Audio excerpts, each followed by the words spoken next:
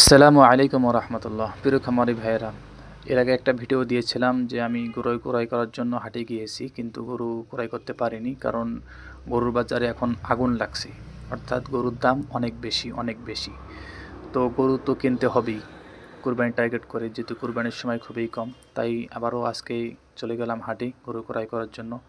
দেখতে পারতেছেন কত সুন্দর সুন্দর গাভী, কি সুন্দর মোটা তাজা করেছে। গরুগুলো দেখে খুব ভালো লাগলো, তাই আপনাদেরকে দেখাইলাম। মহিষে উঠছে, আলহামদুলিল্লাহ খুবই ভালো মহিষ উঠছে।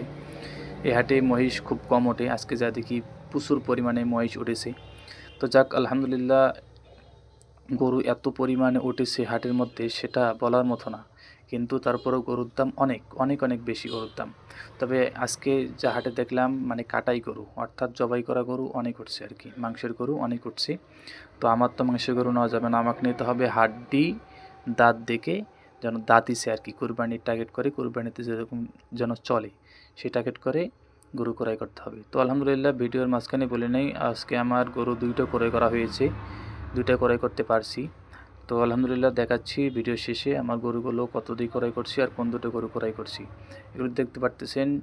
আমাদের কিন্তু হাটটা কিন্তু অনেক বড়, মানে আমাদের বাসা থেকে অনেক দূরে, তারপরে কিন্তু হাটটা অনেক বড় হাট, সেটা আপনি কল্পনা করতে পারবেন না। অনেক বড় একটি হাট, সব গরু ক্রয় করে বাইরে পাঠিয়ে এসে। তো আমাদের গরু ক্রয় করা শেষ। এই যে আপনারা দেখতে পারতেছেন এই লাল গরুটা, এই লালটা আমাদের ক্রয় করা হয়েছে ৬৭,০০০। আর এই কালোটার দাম পড়ছে ৭৩,৭০০। তো আজকের ভিডিওটি এই পর্যন্ত। আসসালামু আলাইকুম রহমতুল্লাহ।